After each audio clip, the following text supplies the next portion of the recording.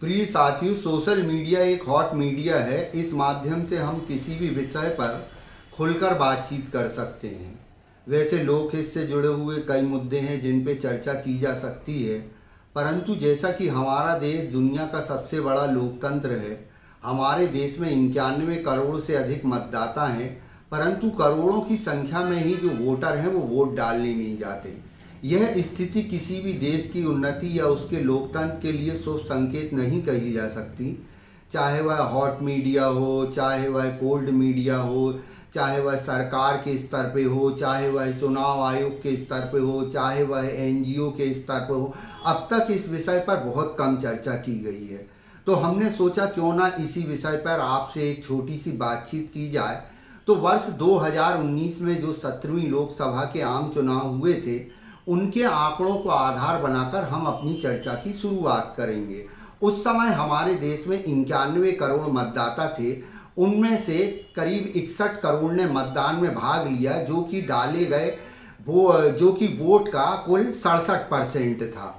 तो इन 61 करोड़ के अलावा 30 करोड़ लोग ऐसे थे जो वोट ही डालने नहीं गए। तो हमने सोचा क्यों ना इन जो लोग वोट डालने नहीं जाते, इनसे कोई चर्चा की जाए, इनसे बातचीत की जाए कि आखिर ये वोट डालने क्यों नहीं जाते। तो जब हम उनसे बात की तो उनके उत्तर बड़े निराशाजनक थे। किसी ने कहा कि जो चुनाव है वो सर्कस या तमाशा है, तो किसी ने कहा कि जैसे सर अगर हमारा एक्सीडेंट हो गया है और हमको थाने में से कोर्ट में चालान पेश कराना है, या अगर हमको कोई नक्शा पास कराना है नगर निगम से, या कोई ज़मीन की कलेक्ट्रेट से एनओसी लेना है, तो बिना टिप के कोई काम हमारा नहीं होता। उनका ये मतलब था कि सरकारी तंत्र में जो है वो भ्रष्टाचार बहुत है। हमने उनसे एक समझाया उन्हें कि देखिए, हर सिस्टम में कहीं ना कहीं कई खामियां रहती हैं, ऐसे ही लोकतंत्र में कई खामियां हैं। परंतु हम ये मानते हैं कि कई अधिकारी भी भ्रष्ट होंगे, कई राजनीतिक नेता भी भ्रष्ट होंगे, परंतु उनकी संख्या करोड़ों में नहीं हो सकती। आप 30 करोड़ लोग अगर वोट देने नहीं जा रहे, तो आप जो है उन 61 करोड़ लोगों का भी अहित कर रहे हैं जो कि वोट डालने जा रहे हैं। इसलिए, और जब देखिए, जब अगर जहाज डूबता है तो वो जहाज पूरा डूबता है, ऐसा इसका ये मतलब नहीं कि जो 61 करोड़ लोग वोट देने जा रहे हैं वो बच जाएंगे, और जो 30 करोड़ लोग हैं जो वोट देने नहीं जा रहे केवल वही डूबेंगे। भाई, हम जो वोट है वो केवल अपने लिए नहीं डालते, वोट हम अपने लिए भी डालते हैं और अपनी आने वाली पीढ़ी के सुखद भविष्य के लिए भी डालते हैं। तो अगर जैसे देखिए, आप हर साल स्कूल कॉलेज में एग्ज़ाम देने जाते हैं, हर साल हम दिवाली दशहरा मनाते हैं, और हमें 5 साल में एक बार अवसर मिलता है कि हम वोट डालने जाएं, और हम आलस के कारण वोट डालने भी नहीं आते, या हमारे अंदर कोई निराशा है, कोई अशांति है, कोई बेचैनी है, हम इसलिए वोट डालने नहीं जा रहे। तो ऐसा नहीं, वोट लोकतंत्र में जो हवा है वो कोई राजनीतिक दल या कोई पर्टिकुलर एक दो आदमी मिलके नहीं बनाते। लोकतंत्र में जो हवा है सब वोटर यानी मिलके उसको हवा को तैयार करते हैं, और फिर उसमें खासकर जो पढ़े लिखे लोग हैं, जो डॉक्टर हैं, जो इंजीनियर हैं, जो वकील हैं, जो पत्रकार हैं, जो एमबीए हैं, या जो कलाकार हैं, जो खिलाड़ी हैं, या इनके ऊपर बड़ी जिम्मेदारी है कि वो चुनाव के समय अपने वार्ड में या अपने कस्बे में जाएं या अपने गांव में जाएं, और ऐसे लोगों को जो वोट देने नहीं जा रहे उन्हें जागरूक करें, उन्हें बताएं कि वोट का महत्व क्या है। क्योंकि हम इससे, हमारा ये मतलब नहीं कि आप अगर 30 करोड़ लोग या जो जागरूक लोग हैं वो किसी राजनीतिक दल का हिस्सा बन जाएं, किसी की सदस्यता ले लें। क्योंकि अगर सभी लोग चुनावी राजनीति में आ गए, सभी लोग किसी राजनीतिक दल का हिस्सा बन गए, तो कौन आदमी फैक्ट्रियों में नौकरी करेगा, कौन आदमी अस्पताल में मरीजों को देखेगा, कौन आदमी कोर्ट में जाएगा वकालत करेगा, कौन आदमी है जो बड़ी बड़ी कंपनियां चलाएगा, कौन कारखानों में जाएगा, कौन किसानों में खेती करेगा। परंतु अगर हम जैसे मान लो को किसी भी व्यवसाय में है और उसमें अगर हम 8 घंटे खर्च करते हैं, तो कम से कम प्रतिदिन हम 8 सेकंड अपने देश के बारे में तो सोच ही सकते हैं कि आखिर हमारा लोकतंत्र ठीक से काम क्यों नहीं कर रहा। ऐसा नहीं कि चुनाव आयोग इसमें कोई कसर रखता है या सरकार इसमें कोई कसर रखती है। हमारे यहाँ 450 से अधिक राजनीतिक दल हैं। पिछले चुनाव में 450 से अधिक राजनीतिक दल थे। 8000 से अधिक उम्मीदवारों ने चुनाव लड़ा। 1 करोड़ जो अधिकारी हैं, कर्मचारी हैं, उन्होंने चुनाव संपन्न कराए। और यानी ऐसा नहीं कि सरकार ने इस बारे में या चुनाव आयोग ने इसमें कोई प्रचार नहीं किया, फिर भी यह सब प्रचार जो है और ये प्रयास नाकाफी है, तभी तो 30 करोड़ लोग वोट देने नहीं गए। भारत इतना बड़ा है कि इसमें एक पूरी दुनिया समा सकती है। अगर हम जैसे देखें, भारत में केवल अगर हम उत्तर प्रदेश का उदाहरण लें तो वहाँ पे 80 लोकसभा की सीटें हैं और उसमें जितने वोटर हैं उतने ब्राज़ील में ही वोटर हैं। राजस्थान में जितने वोटर हैं उतने फ्रांस में वोटर हैं। मध्य प्रदेश में जितने वोटर हैं उतने मिस्र में वोटर हैं। जितने तमिलनाडु में वोटर हैं उतने टर्की में वोटर हैं। और जितने महाराष्ट्र में वोटर हैं उतने मैक्सिको में वोटर हैं। तो हम ये कह सकते हैं कि अगर 36 देश भी अगर हम इकट्ठे हो जाएं तो वो उतने वोटरों की संख्या अकेले भारत में है। अभी ये वोटरों की संख्या मान लो 2019 में 91 करोड़ के थी, तो आने वाले जो 2024 में चुनाव होंगे, यह वोटरों की संख्या बढ़ के 95 करोड़ और 1 अरब के बीच होगी। तो हमें यह देखना है कि जैसे अगर मान लो उत्तर प्रदेश में 59% इतना कम मतदान क्यों हो रहा है। बिहार में जहां 40 सीटें हैं वहां पे 61% क्यों है। महाराष्ट्र में 48 सीटें हैं, वहाँ 61% क्यों है। वहीं एक चीज़ के लिए पश्चिम बंगाल के वोटरों को बधाई देना पड़ेगी कि वहाँ पे 81% के करीब मतदान हुआ। तो अगर 81% मतदान बंगाल में हो सकता है तो पूरे देश में मात्र 67% मतदान क्यों हो रहा है। इसे बढ़ाकर बड़ी आसानी से 80 या 81% तक तो लाया ही जा सकता है। अभी आपने देखा होगा हाल में कि लोगों को कोरोना हो रहा था तो वो बोलते थे कि भाई स्वस्थ मनुष्य के जो ब्लड है उसमें ऑक्सीजन का लेवल 90% होना चाहिए। तो अगर स्वस्थ लोकतंत्र है तो उसमें वोटिंग का परसेंटेज 90 होना चाहिए। हमने मान लिया कि 90 नहीं हो रहा, पर उससे थोड़ा कम तो हो सकता है। तो क्योंकि क्या है, राजनीति में जितने सृजनात्मक लोग आएंगे, जितने अधिक से अधिक लोग उसमें भाग लेंगे, उससे ही सबका, हमारा और देश का और पूरी दुनिया का भला होगा। पूरी दुनिया का सबसे बड़ा लोकतंत्र भारत में। हम केवल ये शोरगुल ना करें कि हम सबसे बड़े लोकतंत्र हैं। हमारी यह बात हमारे वोट से भी प्रमाणित होना चाहिए।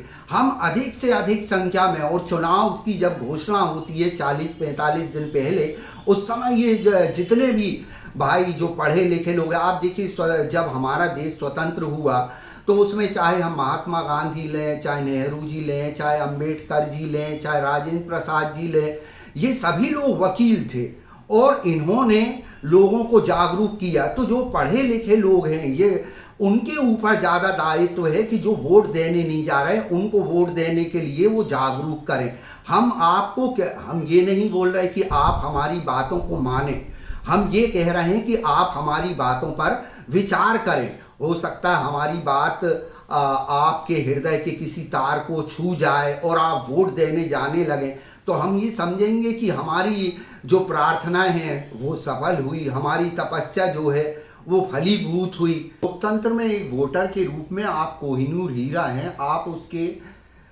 ताज की जागीर हैं। आपकी चमक के आगे सब चमक जो है वो फीकी है। आप एक देखिए, हम ऐसे आपकी नासमझी कहें या क्या कहें कि देखिए, जैसे विधानसभा या लोकसभा में आपने सुना होगा कि बजट पेश किया जाता है, हम पेट्रोल 100 रुपये लीटर खरीदते हैं, तो सरकार ये निर्धारित करती है कि कहाँ से राजस्व आएगा और कैसे विकास कार्यों में वह आवंटित किया जाएगा। तो अगर जिन जनप्रतिनिधियों को हम चुनते हैं, कौन हमसे टैक्स वसूल करेगा, अगर हम उन्हीं को चुनने के लिए वोट देने ना जाएं तो फिर हम कैसे यानी लोकतंत्र के साथ न्याय कर सकते हैं। लोकतंत्र अगर एक मशीन है, मान लो उसके ये वोटर 91 करोड़, हम मान लें कि उसके कल पुर्जे हैं। अगर किसी मशीन में से 30 करोड़ कलपुर्जे हटा दिए जाएं तो क्या वो मशीन स्मूथ चलेगी? आप ये देखिए, अगर लोकतंत्र को हम एक पेड़ लें तो जो वोटर है वो उसकी जड़ है। अगर जड़ को पर्याप्त खाद नहीं मिले, उसको पानी नहीं मिले, तो क्या वो अच्छे से पौधा विकसित होगा? तो जो पढ़े लिखे या अच्छे लोग हैं जो वो उसकी यानी खाद और पानी के समान है। लोकतंत्र में चाहे वह राष्ट्रपति का वोट हो, चाहे वह एक मजदूर का वोट हो, चाहे एक चपरासी का वोट हो, लोकतंत्र ने हमको सबको समान अधिकार दिया है। ये बात अलग है कि लोकतंत्र की जो धारणा है हमने पश्चिम से ली है। हमारा देश तो धार्मिक मान्यताओं और राजशाही को मानने वाला देश रहा है। तो कुछ लोग जो है अभी तक उनकी विचारधारा से बाहर नहीं निकल पाए हैं और वो वोट देने नहीं जाते। तो हमें ये बात ध्यान रखना है कि लोकतंत्र में जो भी कुछ हो रहा है वो हम सबको मिलके करना है, यह किसी एक व्यक्ति की जिम्मेदारी नहीं है। आपने देखा होगा कि बॉर्डर के ऊपर सैनिक चाहे ठंड हो, चाहे गर्मी हो, चाहे बरसात हो, वो खड़े रहते हैं। वह केवल देश की सीमाओं के लिए नहीं खड़े रहते, वह इसलिए भी वह देश के जो वोटर हैं उनकी रक्षा के लिए भी खड़े रहते हैं। कई बार आपने देखा होगा कि सैनिक अपना बलिदान दे देते हैं, वो शहीद हो जाते हैं। तो अगर हम वोट देने नहीं जाते तो एक तरीके से हम उनके बलिदान का अपमान भी कर रहे हैं। तो हमें कुछ भी हो, हमें चाहे, जैसे आप देखें पिछले चुनाव में जो बिहार है और असम है, उसमें 2% लोगों ने नोटा को वोट दिया, यानी किसी भी राजनीतिक दल को उन्होंने वोट नहीं दिया। और पूरे देश में 1% लोगों ने नोटा को वोट दिया। तो आपको अगर लगता है कि कोई भी उम्मीदवार आपको लगता है या योग्य नहीं है तो आप वोट जरूर देने जाएं, चाहे नोटा को आप दें। इससे राजनीतिक दलों में ये संदेश जाएगा कि अरे नहीं भाई, देखिए वोटर बहुत ज़्यादा जागरूक हो गया है।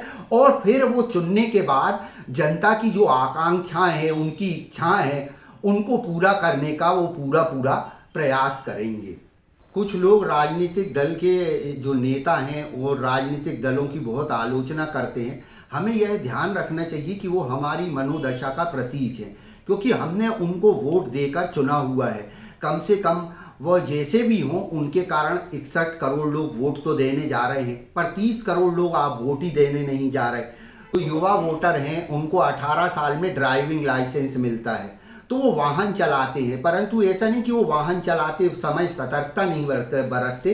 तो जो युवा वोटर हैं उनका ये दायित्व है कि जब वो वोट देने जाएं तो वो सोच समझ के उन लोगों से सलाह लेके, अगर उनका दिमाग उनको ये लगता है कि हम निर्णय नहीं ले पा रहे, तो अपने बड़ों से या समझदार लोगों से वह गाइडेंस लें कि वह किसको वोट दें और समझदारी से वह मतदान करें। कई देश हैं जैसे उनमें यानी मतदान करना यानी कंपलसरी है, जैसे ऑस्ट्रेलिया है या ब्राज़ील सहित दुनिया में कम से कम 20 से अधिक देश ऐसे हैं कि जहाँ पे यानी मतदान करना कंपलसरी है। अगर ऑस्ट्रेलिया में आप पहली बार मतदान नहीं करते तो आपको 2000 का उस पर जुर्माना है, और अगर दूसरी बार नहीं करते तो 5000 रुपये का आपके ऊपर जुर्माना है। तो परंतु अगर ये देश बड़े छोटे हैं, ये 20-21 देश इतने बड़े हैं कि यहाँ के कुल वोटरों की संख्या 75 करोड़ के आसपास है। हमारे यहाँ केवल भारत में पिछले ही चुनाव में 91 करोड़ थे। परंतु हम ऐसा कर सकते हैं कि जो पढ़े लिखे लोग हैं, जो सरकारी कर्मचारी हैं, एक नियम बना सकते हैं कि अगर वोट देने आप नहीं जाएंगे तो आपका इंक्रीमेंट रोका जाएगा, आप पे ये जुर्माना अगर ड्राइविंग, जैसे हम स्कूटर में 3 लोग बैठ के जाते हैं या कार में हमारे पास ड्राइविंग लाइसेंस नहीं है तो हमारा जुर्माना होता है। तो अगर जो लोग वोट देने नहीं जा रहे उन पे जुर्माना क्यों नहीं लगाया जा सकता? जब आप ऐसे थोड़ी सी उसमें पीछे एक चुनाव आयुक्त थे यानी पूर्व चुनाव आयुक्त, तो वो चाहते थे कि इसको कंपलसरी किया जाए। एक जनहित याचिका भी दायर की गई थी सुप्रीम कोर्ट में, पर वह भी खारिज कर दी गई और राज्यसभा में सरकार ने यह भी बयान दिया कि नहीं, इसे कंपलसरी नहीं किया जा सकता। आप देखिए, अगर कॉमन सिविल कोड लाने पे सरकार विचार कर रही है, जनसंख्या नियंत्रण लाने पे सरकार विचार कर रही है, तो मतदान को कंपलसरी करने पे सरकार एक बार फिर से क्यों नहीं विचार कर सकती है? चुनाव आयोग फिर से विचार क्यों नहीं कर सकता कि चुनाव की मतदान को कंपलसरी किया जाना चाहिए। मतदान के पाठ्यक्रम को स्कूल कॉलेज में भी शामिल किया जाना चाहिए, जिससे कि विद्यार्थी और स्टूडेंट उसको पढ़ के वोटिंग का महत्व समझ सकें। आपका एक वोट देश का भविष्य बना और बिगाड़ सकता है। हम कोई बहुत प्रसिद्ध पत्रकार या शिक्षाविद या कानूनविद नहीं है, परंतु यह बातें जो हम आपसे कर रहे हैं यह हमारे अनुभव का निचोड़ है। हम ये नहीं कहते कि आप बिना विचार किए हमारी बातों पर अमल करें, परंतु हम ये ज़रूर चाहेंगे कि आप हमारी बातों को सुने और उन पर विचार करें। आप यह याद रखें कि अगर लोकतंत्र को केवल राजनीतिक दलों और नेताओं के हवाले छोड़ा गया तो यह सफल नहीं होगा। इसमें हम सबका योगदान जरूरी है। आपने मेरी बातों को ध्यान से सुना, इसके लिए मैं आपका आभारी हूँ। अगली बार हम इसी अन्य विषय पर चर्चा करेंगे। तब तक के लिए आपके चरणों में मेरा नमन। धन्यवाद।